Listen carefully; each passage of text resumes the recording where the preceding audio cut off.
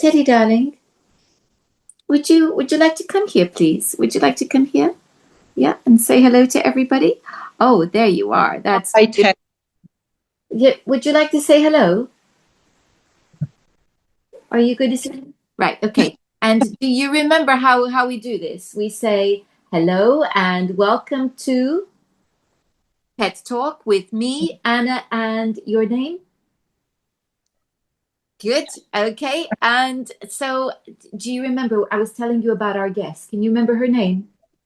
Okay, so welcome everybody. This is Teddy. I am Anna, and our guest today is Karen Perry, who has animal therapy. Well, you don't personally have animal therapy, but you are an animal therapist. I am. That is what I am. Yes. Thank you. Love to So, be here. welcome. So it's we one of the things that we do on this channel is we explore different types of therapy for different animals. And so you specialize in working with horses and dogs. Is that correct? Yes, that is the route that I went down. And to be fair, I originally horses was what I wanted to work with, and all my life that has been the case. But when I started working with horses, people used to bring their dogs. And most horse people have got dogs. And so if I was on the yard treating a horse, they'd say, "Do you think you could just look at my dog while you're here?" And that used to happen a lot. So that then inspired me. And plus, I was doing dog agility with my two Belgian Shepherds at the time. That inspired me to get qualified to treat dogs as well. So what is the nature of the therapy that you practice? Actually, before we get there, how did you get interested in working with animals? Um, I think really from when I was born, I was animal crazy. And I was born into a family who lived in the suburbs of Nottingham.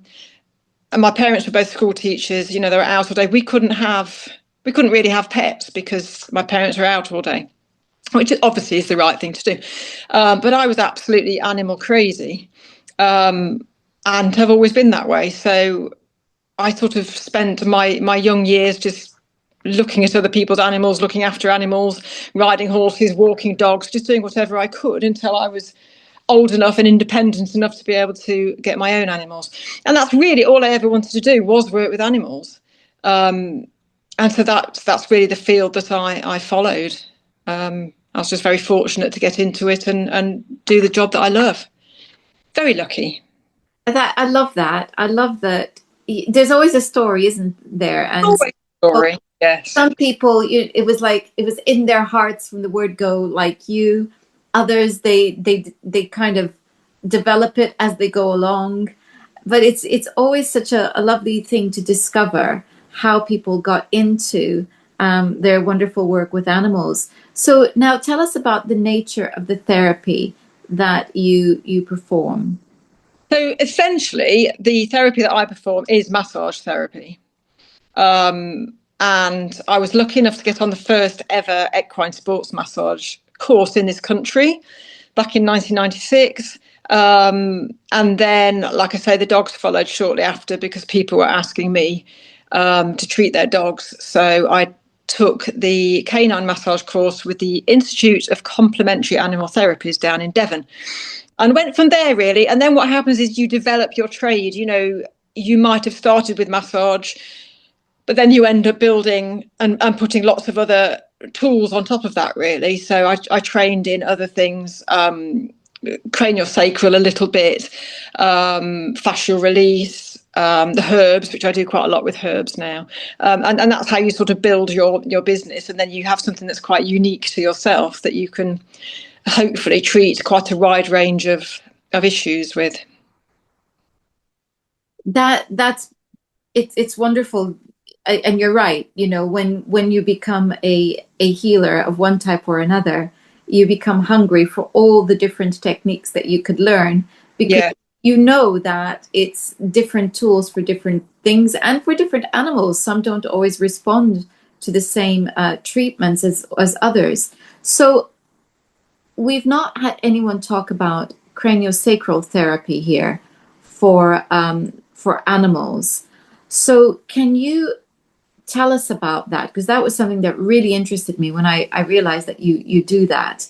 So tell me what it is. I And can tell you a little bit. I am not, I have to say, first of all, I am not a craniosacral therapist in terms of qualification, but I have taken workshops and introductory courses in craniosacral with an osteopath and with a lady that treats horses this way. And then I integrated that into my own work with the fascial work and the healing work, and it all sits really, really well together. And craniosacral is actually a part of osteopathy, and it works with the cerebral fluid around the brain and the spinal cord. And it's just very, very light movements. It sort of looks like you're not doing anything when you're laying your hands on the animal, but it's incredibly powerful, and the animals respond really well to it. So just basically, you're just trying to realign the body just by doing particular handholds, and like I say, you're influencing the fluids that run through the body. It can be a bit like watching paint dry if you don't know what you're looking at. But if you understand animals' body language, then you will see just how relaxed they become and how powerful it is. I was always taken aback with how powerful, coming from a massage background, where I feel like it's all sort of sports massage, so it can be quite physical. But actually, what I've got into in the last sort of 10 years really is much more lighter touch therapies. Like the craniosacral, like there's a little bit of hands-on healing I do, a little bit of Reiki, and it just blew me away really with how powerful it is and how the animals react to it. so if I understand you correctly, it's about opening up the flow of the body's fluids. Yes, yes. So can you tell us more about that? In what sense is that necessary, and what does doing that do in terms of helping the animal? It can restore equilibrium and balance is the best way of putting it, I think, and it just keeps the body. You're always trying to restore homeostasis in the body, which is balance, and this is just another tool to do that, really. And I think really you have to see it to properly understand it. And like I say, it's particular handholds that we do, and it's working with the animal and how the animal reacts. And it's just a beautiful thing. Are we talking about the spinal fluid, or are we talking about the blood flow? The spinal fluid. It is the spinal Yes. fluid. Yeah. I thought that might be the case because it's an osteopathic Yes. technique. So that okay, so that makes it much more clear then for everyone to understand what this is. You also talk about working with fascia. So for those who are unfamiliar with the term, would you explain what that is, please? So fascia is the connective tissue that surrounds all of the muscles. And the best way to imagine fascia is to think about your Sunday roast, if you eat meat. And you will see before you cook your roast, there's a white sort of cobwebby sort of arrangement around the meat, and that is the connective tissue, that is the fascia. And it kind of just holds everything together, but it can get stuck and it can get dehydrated. And so we can influence fascia again with light movements, and it can make huge differences on the body by keeping the fascia flowing, basically. It encases all the muscles, it encases everything. So it's important to keep the fascia free and flowing and not dehydrated. If that makes sense. It does, and it's interesting because really it's only in the last, I don't know, maybe 10 years that I've started to hear people talking about fascia. Why do you think it is that it wasn't really that discussed, or as much as it is now? I think two reasons, really. I think sometimes certain therapies come into fashion. They come into fashion and go out of fashion again. And that may well be because I know that when I trained in horses, which was 30 years ago now, we certainly covered fascia then. But then it kind of got a little bit neglected because, like you say, nobody really talked about it. Nobody really understood it. And I think as well, there's been a lot more research done. So all the time we're seeing more research and new things evolving, which is fantastic for the field of therapy, because it gives us all a bit of credibility then when there's actually been scientific research done, and there's a huge amount of work been done on fascia. I don't think we really understood it before, probably. But now with sort of new information that we have gathered, we know much more about it and how we can influence it. It does seem to be one of those things that is the reason that there's kind of a little buzz around it, is because people are beginning to get what it is and the importance of it, which is lovely. So if we're thinking about horses, what is there a kind of typical thing that you see horses for, or is it a wide range of issues? What is your experience of the reasons why people come to you with horses? It is a wide range, and I look at it's very different now than what it was 30 years ago when I first started treating horses. When I people would say, "Well, why do I want my horse massaging?" And the people that were actually in the forefront of this were actually the racing community and the endurance riders, because they understood that keeping the muscles right was the difference between winning and losing, or the difference between your horse performing well and recovering well afterwards. So, those sort of performance fields were first to really grasp it. I think these days most of my customers are maintenance, so I see them between every 6 weeks to every 3 months, depending on what they're doing. So the maintenance work is prevention. So we're checking the body regularly, so we know exactly what's what. Everybody is individual, and then I know exactly how that body works, and I know if something is abnormal, if something's out of place. And basically, we're looking for muscle spasms, muscle tears, like I say, stuck fascia, dehydrated fascia, and we're keeping the body going. We're doing prehab, and particularly, and it doesn't have to be for sports horses as well. It can be for any horse, because any horse is being ridden, and that's not actually a natural thing to happen to a horse. So it's yeah. And I think probably the place we see the most problems is in the horse's back, because they are being ridden, and the horse has to be fit to be ridden. It has to have a good core, it has to have a strong back, otherwise they do develop problems. But there are huge, this week I've seen a horse that fell out show jumping, so we treated that. I saw a little tiny pony yesterday who was so tiny I had to be on my knees. I mean, he was like the size of a dog, and the owner just thought he wasn't quite right. He just wasn't the chirpy pony that he had been. So we were just checking his body, and also did some herbs and things just to see what was missing. So it can be all ends of the spectrum really that we look at. So so we're looking at the musculature primarily. Yeah. I was just wondering while I was listening to you whether problems in musculature might also be linked to other health issues, like problems in the gut, for instance, because of tensing, if there's pain and it's not obvious.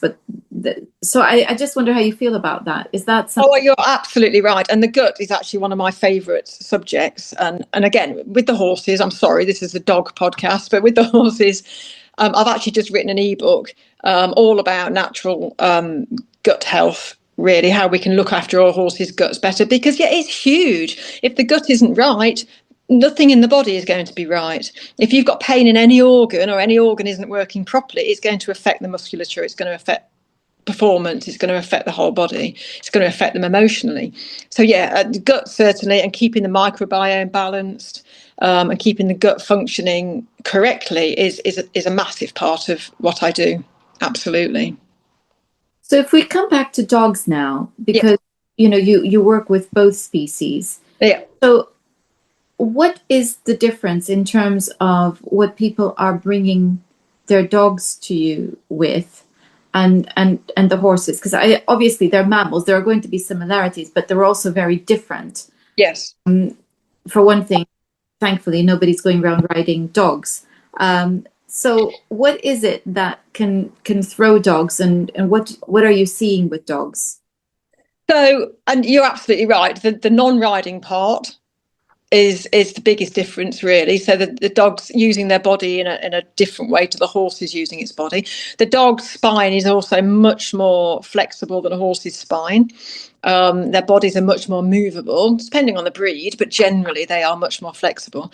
So really with the dogs, it again sort of splits into sporting dogs and pet dogs. So with the sporting dogs, again, like the horses, we're looking at performance, checking those dogs for injury, for micro tears, for muscle spasm, and keeping them on the road. And with the pet dogs, it can be anything from pre and post operative. It's quite a lot of older dogs that have arthritis and mobility problems. Bodywork and massage is hugely beneficial to keep their muscles comfortable and to keep those dogs moving. And just quite a lot of people that just bring their dogs and say it's just not quite right. There's just something not. I can't put my finger on it. Not everybody is skilled at seeing lameness. It's actually really difficult with dogs unless they're hopping lame. It's actually very difficult to spot when they are slightly wrong, slightly off, particularly with things like working dogs, border collies, spaniels. They're very adept at not showing you when there's a problem because they're bred to work and they sort of work through it. So most people will think, well, there's something not quite right with my dog, but they can't necessarily recognise that there may be a lameness issue. So it's helping people with those sorts of dogs as well. So besides issues around lameness, and obviously we could be talking about arthritis. Actually, let's stick with arthritis. Mm-hmm. So how would what you do help with arthritis? So arthritis is a degenerative joint disease, so we cannot fix it. We can't cure it. It is degenerative. However, we can make the dog more comfortable and extend its mobility by looking after the muscles, looking after the circulation, and just making the dog more comfortable. So the muscles will go into a defensive mode around the joint that is injured or arthritic. And once a few muscles, obviously you've got layers and layers of muscles, but once a few muscles have got involved, more and more muscles get involved. And then the dog starts to compensate. Because if that leg, let's say it's a hind leg, it's got arthritis in the hip. So you've got all those muscles around the hip that have then gone into defensive mode to protect that hip joint. Then, of course, the rest of the body is going to compensate. So then they might start putting more weight on the opposite foreleg to try and compensate. So before you know where you're at, you've got a dog that's got quite a few problems because it's compensating for the original problem. So what we try to do is keep them comfortable, take some of the defensiveness away from those muscles, but we're also increasing circulation, which helps bring blood to the area, which although we can't heal it, it can slow down the degeneration. And just keep the dog more comfortable that way. Well, that's so encouraging, isn't it? Because that represents a significant improvement in the quality of the life of the dog, just doing that. So that's very encouraging. So if we're thinking more about dogs, okay, we might say doesn't seem quite right, but then other times we really miss the signals. We're not seeing them. So what is it that we should be looking at in terms of a dog's posture? I think the most important thing is you have to know what's normal for your dog, because every dog is different and every dog will move slightly different. So it's knowing what is your dog's normal gait, your dog's normal posture, and then that will help you when something goes wrong because you should be able to see it. But essentially, you should be looking at your dog. Your dog is a quadriceps, so it's standing on 4 legs. You want to see that the dog is balanced over 4 legs. So if you stand him up, he shouldn't be leaning slightly one way or putting weight on one leg. He should be well balanced on all 4 legs. That's the most important key. And then when he moves, you should see the spine move. He shouldn't look like he's compensating or hitching a hip. Everything should flow. Everything should move quite flowing. And like I say, it isn't always that easy. Some dogs are much easier to tell than others. The working dogs are, even I struggle sometimes to tell. Trotting up a border collie, they want to go sideways quite a lot of the time. So it can be quite a challenge to tell what is going on. But yeah, I think they're the things you should be looking at, really, is getting to know exactly what your dog's normal is. That's brilliant advice, of course, know your dog, and Yeah, then you yeah, to hopefully spot if there's a problem, if something's different, yeah. more readily. What would you say is the most important thing that we can do for our dogs to keep them fit? Um, I think try to keep your exercise the same sort of level every day. And I know that is difficult, but what a lot of dogs struggle with is if the owner's at work, and let's be honest, most of us have got to go to work. If the dog's at home during the day, the dog might get shorter walks during the week. Then at the weekend, they might go out for, a 4-hour hike or a trip to the beach or what have you. And while that's all lovely and we want to enjoy those moments, that can be quite hard on the dog's body, and particularly as they get older. So it's just trying to keep your exercise relatively consistent. The other thing, of course, the obvious things are to not overwork the joints when the dog is young. Big dogs particularly don't want to be doing too much hard exercise until they're 2 years old, but it's very difficult to determine what is enough and what isn't enough. That's something that has to be guided by your vet or your therapist, really. What else? Sorry, what was the question again? Okay, I've asked you how to keep them fit, but I said It. that we need to be careful of too many repetitive, intense movements. Yeah, too many, and consistency is key, I think. But yes, try and do cross training, and cross training can merely be such as a little bit of lead walking, where the dog might be walking to heel or just walking steadily, and then some free running. And then also maybe some little exercises that you can do. I mean, a lot of people like things like agility, hoopers, scent work, those sorts of things are all just different types of exercise. So you're not pounding the joints all the time.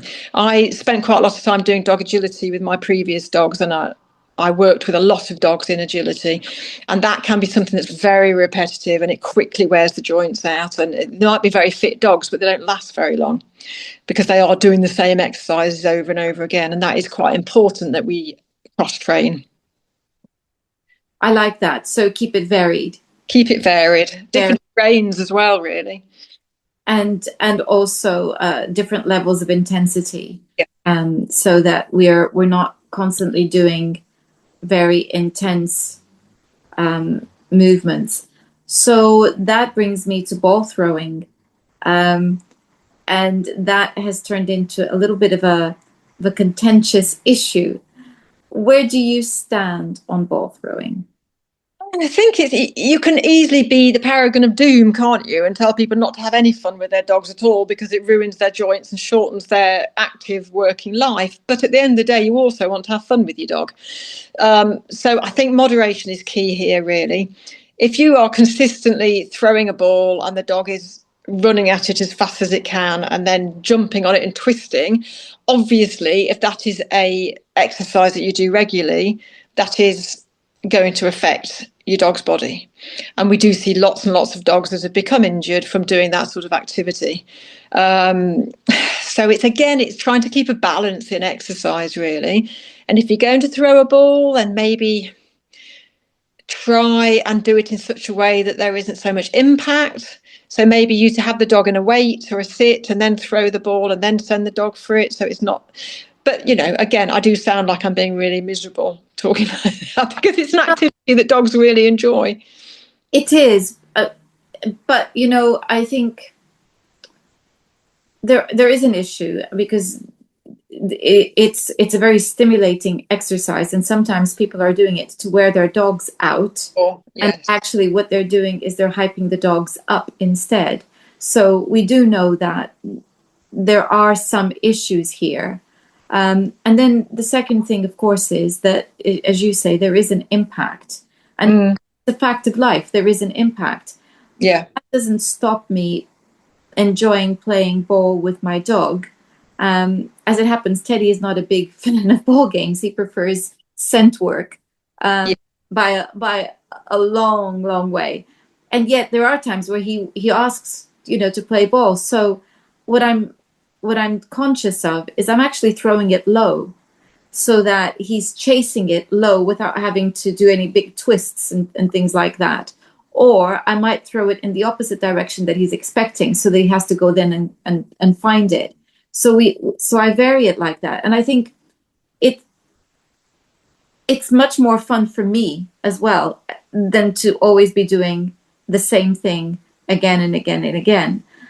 So I think we can use I think what you're actually encouraging us to do is use our imaginations and have fun with our imaginations. And your dog is an individual, and some will react to ball games more enthusiastically than others. What I found with I've always had Belgian Shepherds, so they're a pastoral working dog.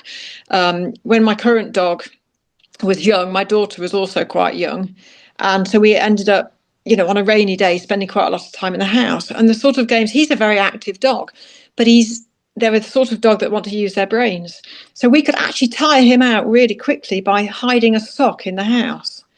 And crikey, we wouldn't have to play that for very long, and it really tired him out. But it wasn't hugely physical on his body, depending on where we hid it. But just having to think and find and use his brain was a fantastic tool. So it's again trying to add those sort of exercises in. You can have great fun with your dog. The sniffing, the scent work, is fabulous because again they're using their brain, but they are using their body, but not in a way that's causing huge impact to the joints. So it's just keeping a balance all the time, really, and just being a little bit sensible whilst we're having fun.